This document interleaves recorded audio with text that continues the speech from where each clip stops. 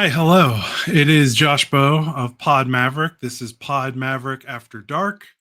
I'm also one of the editors over at MavsMoneyball.com that I run with my he's the managing editor, Kirk Henderson. Also, my co-host, Kirk Henderson, obviously not on the podcast tonight. If you guys follow him, I wouldn't have really said anything to start the show. But considering he posted it on social media, I feel like it's probably just okay to mention it right at the top before we get into the show. He's not on the show tonight. His father passed away the other day after a battle with cancer. Um, Obviously, Kirk will not be on the show tonight. Not sure if he's going to be on the show tomorrow. The staff at Mavs Moneyball and myself as part of Pod Maverick, we have encouraged him to take as much time as he needs. Um, as much time as he needs to be away, because he definitely has earned that much at least. So if you guys have been wondering, he's been dealing with this basically since the beginning of February, right around the Luka trade. So if you guys have been wondering, like, why has Kirk missed shows? Because normally Kirk is the Iron Man. So that's kind of why. Like, he has been, every time you've seen Kirk do a show between from beginning of February to now, he has been doing that, knowing what's been going on with his personal life and knowing he was at any moment about to lose his father. So I hope you guys can. I know obviously we have a great fan base, and you guys will be as supportive as always. But for anyone listening that doesn't necessarily like the show, obviously you don't have to like the show now because something sad happened to us. But I just hope you go. You just understand that Kirk really puts his heart and soul into doing this show and running the site. He treats it like a real job at times, because that's kind of how hard he works, and he uses it a little bit as an escapism, but that's how much he cares about the community that he's helped foster at Mavs Moneyball and our podcast, Pod Maverick. He really likes talking to you guys. Like, he wouldn't do this if he didn't still like doing it. So we're tremendously sad for him, and we're hoping he can get back to himself and take as much time as he needs to get to that point.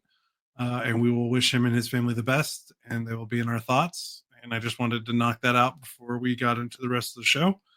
So yeah.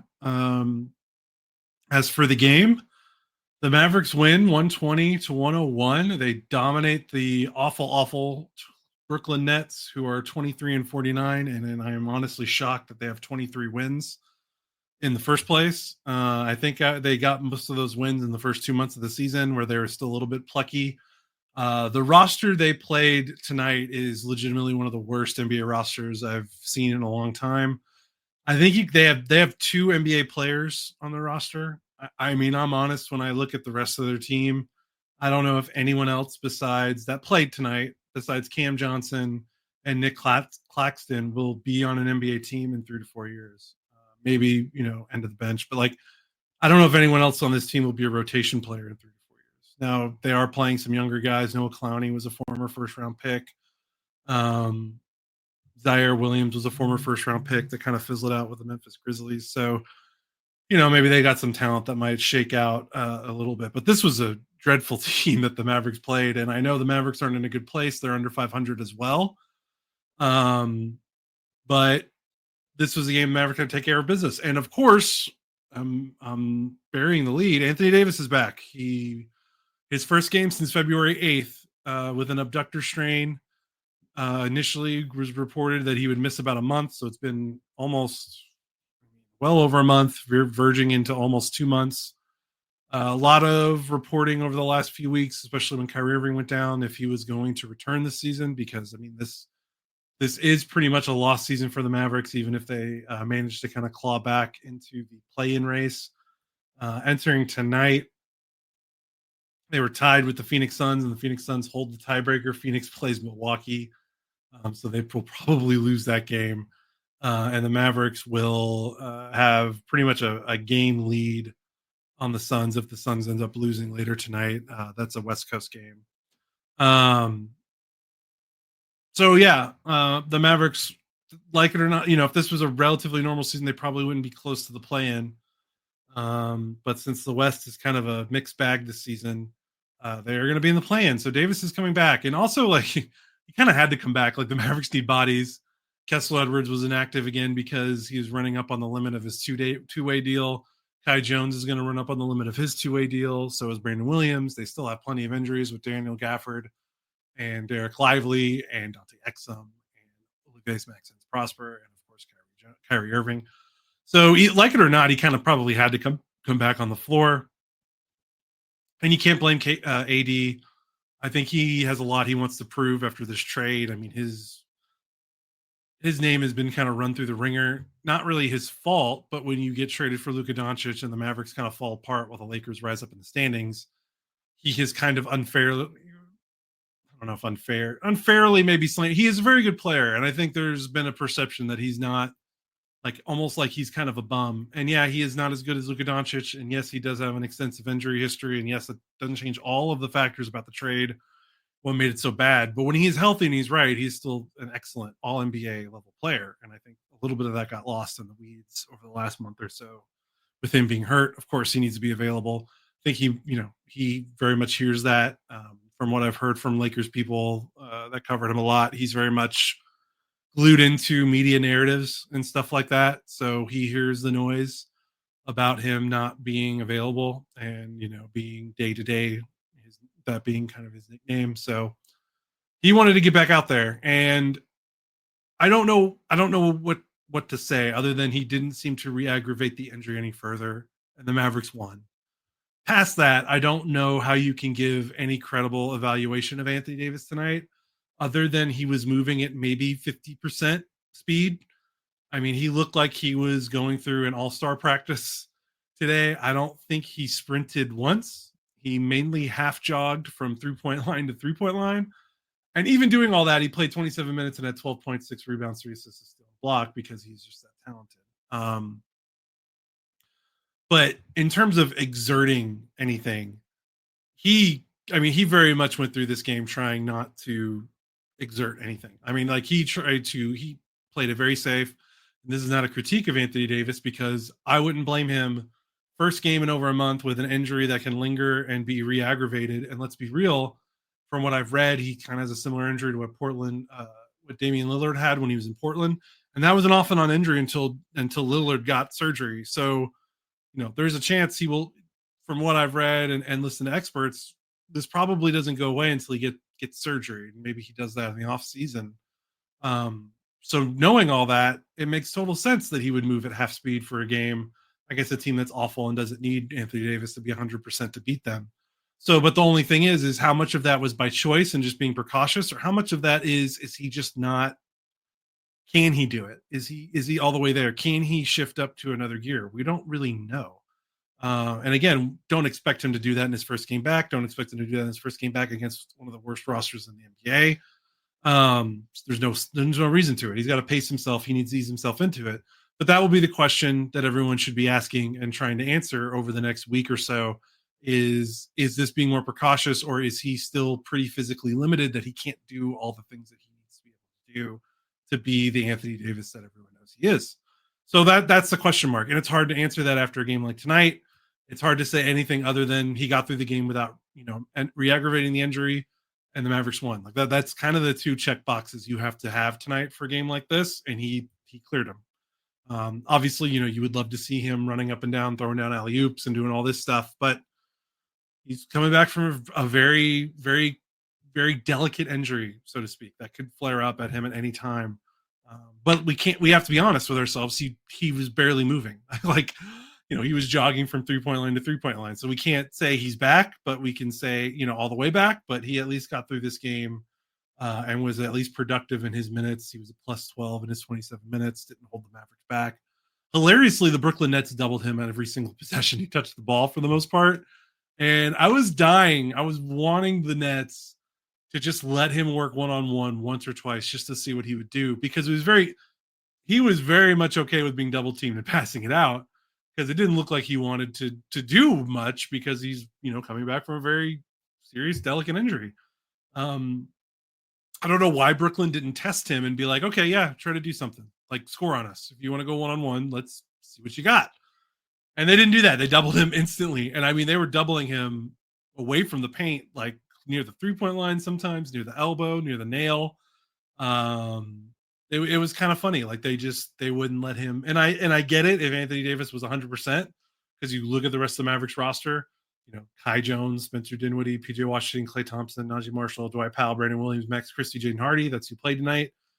Of course, you're going to want to double Anthony Davis if all things are equal. So, but I don't think things were equal. I just would have loved for like 3 possessions to see the Nets just guard him 1-on-1 and see what Davis would have done, because I don't think Davis was particularly interested in drawing a lot of contact or exerting any more effort than he needed to, than to just get through the game. So not much else to say there, other than the one other thing. So the other thing about this, it's not just Anthony Davis returning, but what does that mean for the Mavericks, who had kind of rebuilt themselves over the last month, like kind of embracing the small ball identity without any centers. And the thing I want to point out is it didn't necessarily work. The Mavericks were very bad while Anthony Davis was out. They've lost a ton of games. Their net rating is stinky. But the thing that's interesting is their offense has been near league average. That's with no Anthony Davis, no Lively, no Gafford, no Kyrie Irving. They traded Luka away. They don't even, and then they traded Quentin Grimes away, and his replacement has basically not played or been a factor at all in this season, even when he has played in the handful of games he's played. All that, and they're still near league average offensively in this last month, is wildly impressive. And I know March basketball and February basketball post All-Star break is floozy, to say the least. But it is remarkable that this team is still scoring. They scored 120 points again. Obviously, Davis is back, but again, Davis wasn't 100%. This wasn't the Anthony Davis that we expect. They have been over 115 points now 7 times in their last 10 games.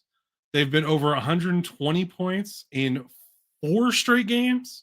Like, look at this lineup. Over 120 points, 4 straight games. It's kind of crazy. They've embraced small ball. They're spacing the floor, and they're driving. They are attacking the rim with ferocity. Mavericks had 64 points in the paint again tonight. The Nets, again, very stinky, but they do have Nick Claxton, who's a pretty good defender as a center. And obviously he didn't have a great game, but the Mavericks treated him like he was a G leaguer. Like they treated him. They had no fear of Nick Claxton tonight, and they went to the rim like they've been doing since these injuries. They just go to the rim. They space it out with the small ball, and all of their drivers are just like Dinwiddie, Najee, PJ, Brandon Williams, even Jaden Hardy a little bit, Max Christie a little bit. These guys have probably the paint is more open for them than they've been all, like, especially for like Najee and PJ. The paint is this is the most the paint's been open since Luka's been traded. And they're just spreading out. In that first game against Houston with Anthony Davis, they tried to play with 2 centers. And it worked, but it was different. The driving lanes weren't there, and things got a little mucked up in that third quarter before Davis got hurt. And then Davis got hurt, and they played with 1 big and spread the floor out again, and things looked okay. So I've been wondering, what's that going to look like? Because obviously it's not something that you sacrifice. Like, they didn't win, and their defense was terrible. Like, obviously they can't play without a center. Especially when Davis is back, and they're gonna get Lively back, and maybe they'll get Gafford back. So like, it's not like they needed to sacrifice the team, what they were doing, to continue doing the small ball stuff just because the offense was better than expected, because the defense was horrible. It was the pits. But I've been wondering, what's it going to look like? Like, how are they going to balance? Okay, now they're bringing Davis back. The bigs are coming back. How are they still going to maintain that near league average offense with a defense that hopefully gets a bump as well? Because that's kind of where they need to be. Because, with Davis, Gafford, and Lively, or at least with Davis and Lively back, their defense has a chance to at least be pretty competitive. But what's that going to do to the offense when you're playing 2 bigs? And I was wondering, is Anthony Davis going to start at center tonight? Answer is no. And of course, I shouldn't have thought he was, because with his minutes restriction, with the fact that he just was not going to play center with the way he was moving. He was guarding at the 3-point line and just kind of standing around. He was not going to play center. He was standing in the corner for a lot of possessions. You don't want him playing center doing that. So they started Kai Jones with him. So he played with a big I think pretty much every one of his minutes. He was either playing with Kai Jones or he was playing with Dwight Powell. So what's that going to look like? And it looked pretty good, because Kai Jones was awesome. 13 points and 9 rebounds. He's been double figure scoring every game as a Maverick. This is his 4th game. He fed off. He got a lot of looks off the attention that Davis was getting from his double teams, and that's just something to watch. It's hard to evaluate. Again, this game felt like a scrimmage. Like it's really hard to evaluate process other than just accepting the results. But I'll be very curious to see going forward as Davis ramps up and starts looking more like himself and exerting more effort. What do the driving lanes look like for a team that was driving the ball really well while he was out? And tonight, no ill effects. Brandon Williams was great in the paint. Najee Marshall was awesome again, driving and scoring in his floater range. Spencer Dinwiddie was very good as well. 16 points, 12 assists for Dinwiddie. Just does not turn the ball over, Dinwiddie. Only had one turnover. He's been low key. That has been crucial to their offense being acceptable, is that Dinwiddie has been okay being the sole point guard on the team. Special shout out to Najee Marshall, though. He is having a march to remember. He's now about 21 points per game, 8 rebounds, 4.3 assists, shooting 51% from the field. It's insane. His 3-point shot has gone bye-bye, but once again, he is so good at the paint outside the restricted area shots, those floater range shots. Let's see what he was tonight. He was 3 of 4 in the paint outside the restricted area. He was 4 of 7 in the restricted area, so that's pretty funny. The Mavericks themselves were 19 of 26 in the restricted area, 13 of 21 in that floater range, again, 61.9%, so 62% in the floater range. League average is 44.2. It has been a deadly weapon. Between Dinwiddie and Najee, it has been insane. And with Davis back, who's also pretty good in that area, their offense might be pretty good. I mean, I keep waiting for the balloon to fall out, and they haven't played a lot of good teams lately. So let's see them play some good teams. Maybe that pops the air out of the balloon. But we'll see. But that's going to be the thing to watch going forward, is how their offense looks. Does their defense get better? And we'll see. We'll go from there. The bench was okay. Najee was great. Brandon Williams was great again. Jaden Hardy and Max Christie were they were okay. Christie got to double figures in scoring, 10 points, but did it inefficiently on 3 of 9 shooting. Again, Brooklyn was terrible. They had no one that played particularly well. Nick Claxton was okay scoring the ball. Cam Johnson couldn't hit any threes. So, yeah, I mean, this was successful. The biggest Mavericks win. I mean, they have not won a game by double digits since that Rockets game on February 8th where Anthony Davis got hurt. They have not won a game by 15 or more since January 27th against the Washington Wizards. So back before Luka was even traded, but obviously he was still hurt. So it's been a while since they've had a win like this. They just need wins. It's their back-to-back wins. It's the first time they've had back-to-back wins since February 13th and February 21st against Miami and New Orleans. And their schedule is baby soft, guys. They play New York tomorrow. That's probably going to be a loss. Davis isn't going to play. But after that, Orlando, Chicago, Brooklyn again, Atlanta, the Clippers twice, and then the Lakers, which is tough, 3 games in a row. But then Toronto, and then Memphis, who might not be playing for much. I don't know. But Memphis is a little bit of a weird team. I mean, they've got, I want to say Orlando, Chicago, Brooklyn, Atlanta, Toronto. That's 1, 2, 3, 4. That's 5 games that I think that they should win. They should win. I know people are going to scoff at the Orlando part, but I think Orlando stinks. I think Orlando is fraudulent. I hate their team. I hate their roster. I don't think teams that can score are not good. I don't care how good their defense is. The NBA is about scoring now. I'm sorry. Defense still matters, but if you have an offense as horrific as Orlando's, it's really hard to win games. And they're not playing very well right now. So if they get 5, if they win all 5 of those games and they lose the rest of them, that's, maybe they lose a couple they should win. Maybe they win a couple they shouldn't. I mean, that puts them, I'm trying to do some standings math. I mean, that puts them at 40 wins. So that puts them at 40 and 42. I don't think the Phoenix Suns are getting to 40 wins, because have you seen their schedule? Kirk's talked about it. It's nuts. They're playing Milwaukee tonight. It's insane.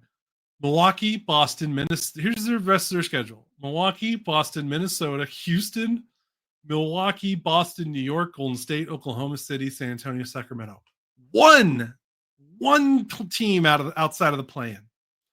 One team in the play-in, Sacramento. That's outside of the regular play-in. I think Minnesota's in the top 8. Everyone else they're playing is in the top 8, and then Milwaukee. I mean, some of these are playing in the top 4. I don't see. I see one more win on the Suns' schedule. Maybe they get 2. So what? 36 wins, and the Mavericks are 35. So the Mavericks need to get to 37 wins. The Mavericks need 2 more wins, I think, to clinch.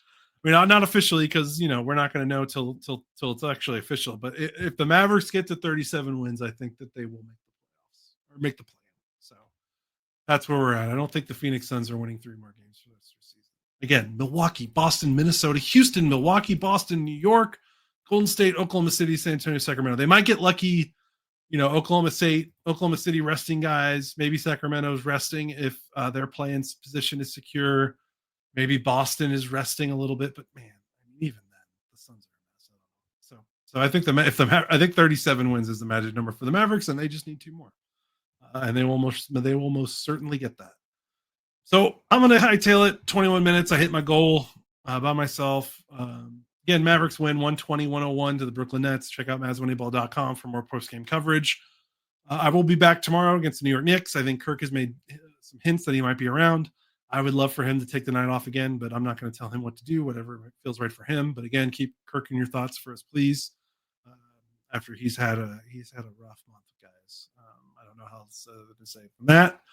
So for me, this is Josh Bowe of Pod Maverick After Dark and MavsWinningBall.com. Check the site for more. Subscribe. Do what you got to do to pump up our show. Leave reviews, comment, like it, whatever you got to do. And we appreciate you guys sticking around despite the fact that this has been a season from hell. So seems to be getting better. Anthony Davis is back, so at least there's more interesting things to talk about. So that's pretty good. So again, Josh Bowe signing off. You guys take care. See ya.